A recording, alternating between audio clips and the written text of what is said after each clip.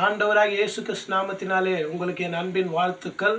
இந்த நாளுக்கான இன்றைய மன்னா சங்கீதம் 150 6வது வசனம். சுவாசமுள்ள யாவும் கர்த்தரை துதிப்பதாக, அல்லேலூயா.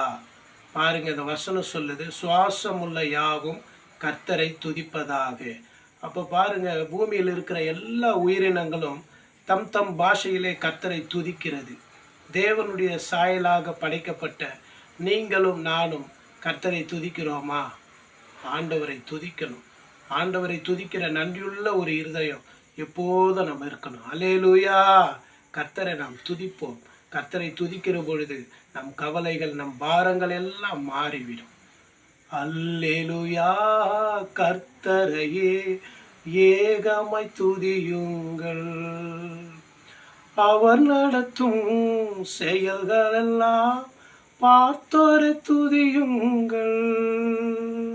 நாம் ஜெபம் செய்வோம். தகப்பனே, இதை பார்க்கிற ஒவ்வொரு ஜனங்களும் உம்மை துதிக்கட்டும், ஸ்தோத்தரிக்கட்டும். உம்மை துதிக்கிற நன்றியுள்ள இருதயம் தாங்கப்பா. ஆண்டவரே, அவங்க கவலைகள், பாரங்கள், கண்ணீர் எல்லாம் மாறட்டும். பெரிய காரியங்களை செய்யுங்க, ஆசீர்வதிங்க. இயேசு கிறிஸ்து மூலம் பிதாவே, ஆமேன். கர்த்தரை துதித்தால் கவிதை பிறக்கிறது, கவலை பறக்கிறது. ஆமேன்.